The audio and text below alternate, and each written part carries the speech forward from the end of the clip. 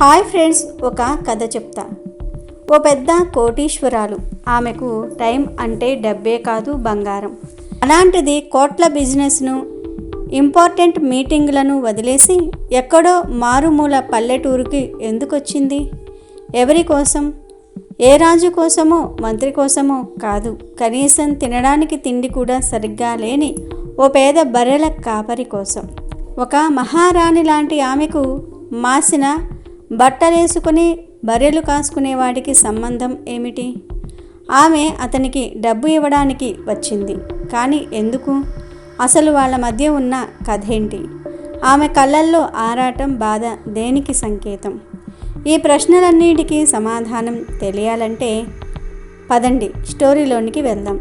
వెళ్ళే ముందు ఈ వీడియోకి ఒక లైక్ కొట్టి మీ ఫ్రెండ్స్కి షేర్ చేయండి. మా ఛానల్ని సబ్స్క్రైబ్ చేసుకొని సపోర్ట్ చేయటం మర్చిపోకండి. మీకు నచ్చిన క్యారెక్టర్ ఎవరో కామెంట్లో చెప్పండి. సరే, ఇక కథ మొదలు పెడదాం. అక్షయ పేరులాగే తన లైఫ్ కూడా ఎప్పుడూ పైకే వెళ్తుంది. వయసు 23. హైదరాబాదులోని పెద్ద బిజినెస్ మ్యాన్లలో తను కూడా ఒకరు. ఆమె టెక్స్టైల్స్ బిజినెస్ కోట్ల టర్నోవర్ చేస్తుంది. వందల మంది తన కింద పనిచేస్తూ ఉన్నారు. ప్రొద్దున లేచింది మొదలు రాత్రి పడుకునే వరకు మీటింగులు, కాల్స్తో ఆమె లైఫ్ ఒక మిషన్లా నడుస్తుంది. ఆమె ఫేస్లో ఎప్పుడూ ఒక సీరియస్నెస్, కాన్ఫిడెన్స్ కనిపిస్తాయి. అక్షయ లైఫ్ ఇలా మారడానికి కారణం తన చిన్నప్పటి పెళ్ళి. 16 ఏళ్లకే ఒక పెద్ద బిజినెస్ ఫ్యామిలీకి కోడలిగా వెళ్ళింది. అత్తమామలు, భర్త అందరూ తనను ప్రేమగా చూసుకున్నారు. చదువు మధ్యలో ఆగిన ఆమెలోని తెలివిని, పట్టుదలను చూసి మామగారు బిజినెస్లోనికి ప్రోత్సహించారు. చిన్నగా మొదలైన ఆమె జర్నీ 7-8 ఏళ్లలోనే టాప్ లెవెల్కి చేరింది. ఇప్పుడు ఆ బిజినెస్ ఎఫైర్ను తను లేకుండా ఊహించుకోలేరు. ఒకరోజు అక్షయ ఒక పెద్ద బిజినెస్ మీటింగ్ కోసం నిజామాబాద్ వెళ్ళింది. అదొక 10 కోట్ల డీల్. రోజంతా చర్చలు జరిగాయి. అక్షయ తన మాట్లాడే టాలెంట్, బిజినెస్ ట్రిక్స్తో వాళ్ళను ఒప్పించింది.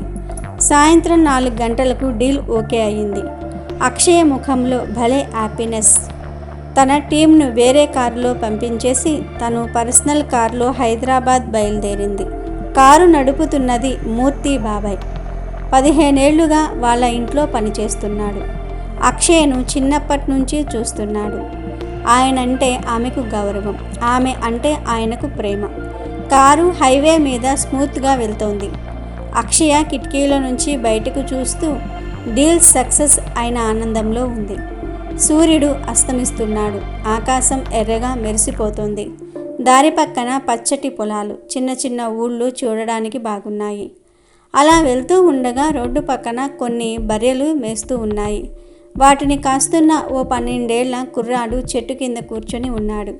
వాడి బట్టలు మాసిపోయి ఉన్నాయి. చేతిలో కర్ర, ముఖంలో అమాయకత్వం. అక్షయ చూపులు అనుకోకుండా ఆ పిల్లాడి మీద పడ్డాయి. ఒక్క క్షణం ఆమె గుండె గట్టిగా కొట్టుకుంది. ఆమె కళ్ళు వాడినే చూస్తూ ఉన్నాయి. మైండ్లో ఏవో పాత జ్ఞాపకాలు మెరిశాయి. ఆమె మొహంలో సంతోషం పోయి ఒక రకమైన కంగారు, ఆతృత కనిపించాయి. వెంటనే బాబాయ్ కారు ఆపండి అని గట్టిగా అరిచింది. మూర్తి బాబాయ్ కంగారుగా సడన్ బ్రేక్ వేసి ఏమైందమ్మా, అంత కంగారుగా ఉన్నారు అని అడిగాడు.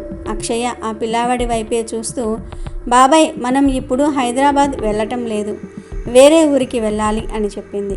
మూర్తికి ఏమీ అర్థం కాలేదు. వేరే ఊరికా అమ్మా? రేపు మీకు ఇంపార్టెంట్ మీటింగ్ ఉంది కదా అన్నాడు. అక్షయ, ఆ మీటింగ్ క్యాన్సిల్ చేయండి బాబాయ్.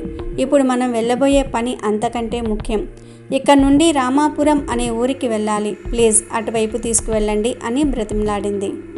ఆమె గొంతులోని బాధను, మొహంలోని ఫీలింగ్స్ను చూసి మూర్తి బాబాయ్ మాట్లాడలేకపోయాడు.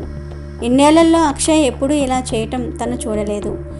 వెంటనే కారును వెనక్కి తిప్పి గూగుల్ మ్యాప్స్లో రామాపురం అని పెట్టి ఆ దారిలో వెళ్ళటం మొదలుపెట్టాడు. కారు రామాపురం వైపు వెళ్తూ ఉండగా అక్షయ మళ్ళీ పాత జ్ఞాపకాలలోనికి వెళ్ళిపోయింది.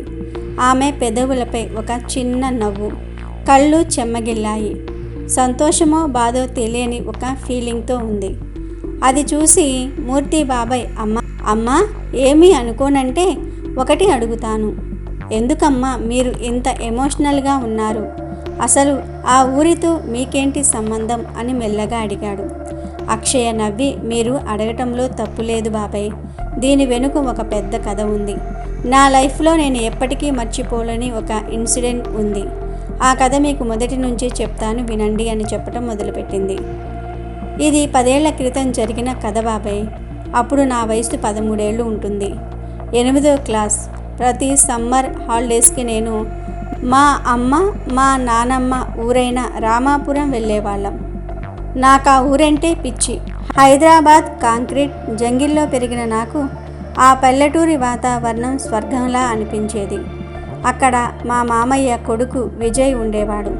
వాడు నాకంటే 2 ఏళ్ళు చిన్న. మేమిద్దరం రోజంతా ఆడుకునేవాళ్ళం. మాతో పాటు కార్తిక్ అనే ఒక అబ్బాయి కూడా ఆడుకోవడానికి వచ్చేవాడు. కార్తిక్ వాళ్ళది చాలా పెద్ద కుటుంబం. వాడు స్కూల్కి వెళ్లకుండా వాళ్ళకున్న 10-15 బర్రెలను కాయడానికి వచ్చేసేవాడు. చాలా నెమ్మదస్తుడు. మంచితనానికి రూపం ఇస్తే ఎలా ఉంటుందో అలా ఉండేవాడు. మేము ముగ్గురం మంచి ఫ్రెండ్స్ అయ్యాం. ఆ సంవత్సరం మా నాన్న నా బర్త్డేకి ఒక జత బంగారు చెవిపోగులు గిఫ్ట్గా ఇచ్చారు. అవి నాకు చాలా ఇష్టం. రామాపురం వచ్చినప్పుడు కూడా పెట్టుకునే ఉన్నాను. ఒకరోజు మధ్యాహ్నం మేము ముగ్గురం దాగుడు మూతలు ఆడుకుంటున్నాం. ఆ హడావిడిలో నా చెవికి ఉన్న ఒక బంగారు పోగు ఎక్కడో పడిపోయింది. కాసేపటికి చూసుకుంటే పోగులేదు. నాకు ప్రాణం పోయినంత పనైంది. ఇంటికి వెళ్తే అమ్మ నన్ను బాగా కొడుతుందని భయమేసి అక్కడే కూర్చుని గట్టిగా ఏడవటం మొదలుపెట్టాను. విజయ్, ఏడిస్తే పోయింది తిరిగి రాదు, పద వెతుకుదాం అని లైట్ తీసుకొని అన్నాడు. కానీ కార్తిక్ నా ఏడుపు చూడలేకపోయాడు. చాలా కంగారు పడిపోయాడు. అక్షయ, నువ్వు ఏడవకు, మనం వెతుకుదాం అని నన్ను ఓదార్చాడు. ఎంత వెతికినా దొరకలేదు. చీకటి పడుతుంది. నా భయం ఇంకా పెరిగిపోయింది. ఆ పరిస్థితి చూసి కార్తిక్, నువ్వు అస్సలు ఏడవకు, నేను ఉన్నాను కదా, నేను నీకు డబ్బులిస్తాను, దాంతో నువ్వు కొత్తది కొనుక్కో అని ధైర్యం చెప్పాడు. నేను ఆశ్చర్యంగా, నీ దగ్గర డబ్బులెక్కడివి అని అడిగాను. దానికి వాడు, అది నాకు వదిలేయ్ అని చెప్పి వాళ్ళ ఇంటికి పరిగెత్తాడు. కాసేపటి తర్వాత కార్తిక్ వచ్చాడు. చేతిలో కొన్ని నోట్లు ఉన్నాయి. ఇవిగో, ఇందులో 2000 రూపాయలు ఉన్నాయి. నువ్వు సిటీకి వెళ్ళాక సరిగ్గా ఇలాంటిదే చేయించుకో అని చెప్పాడు.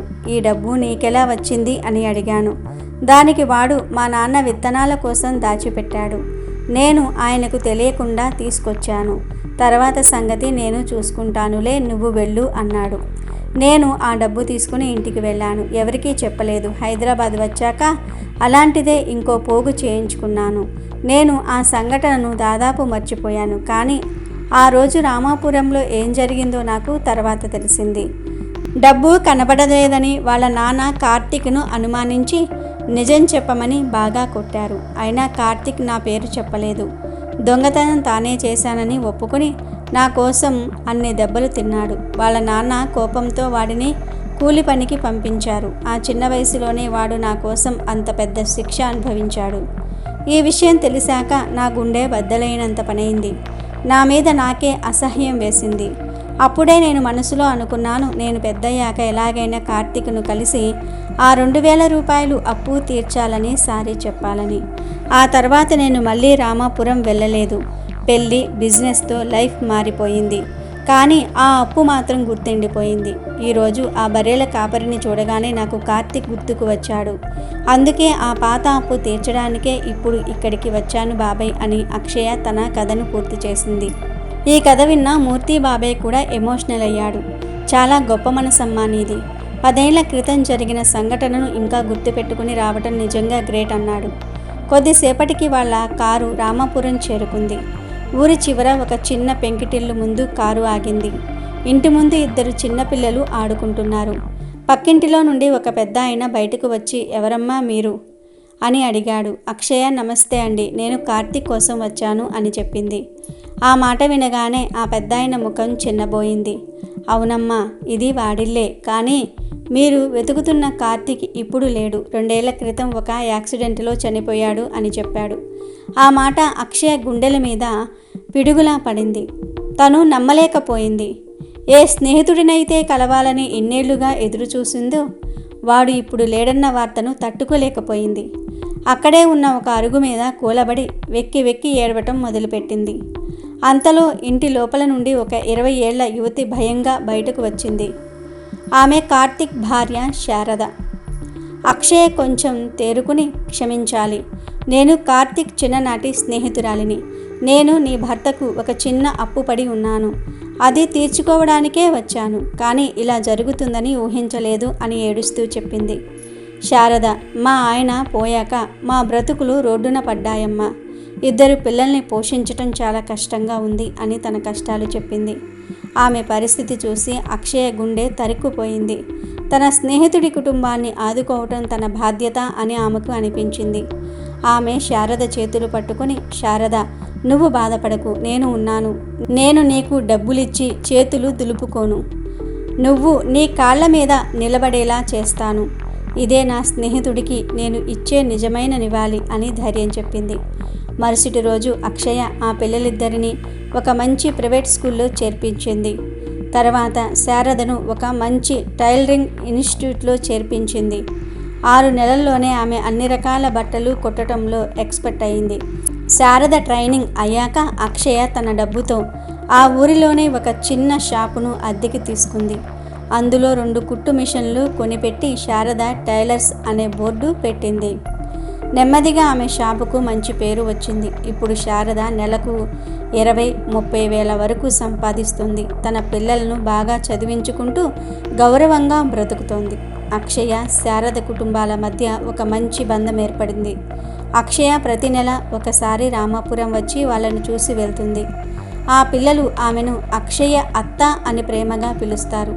కార్తీక్కు ఇవ్వాలనుకున్న 2000 అప్పును అక్షయ అతని కుటుంబానికి ఒక బంగారు భవిష్యత్తును ఇవ్వటం ద్వారా తీర్చుకుంది. డబ్బు పంచటం కాదు, 10 మందికి బ్రతుకు తెరువు చూపించటమే నిజమైన గొప్పతనమని అక్షయ నిరూపించింది.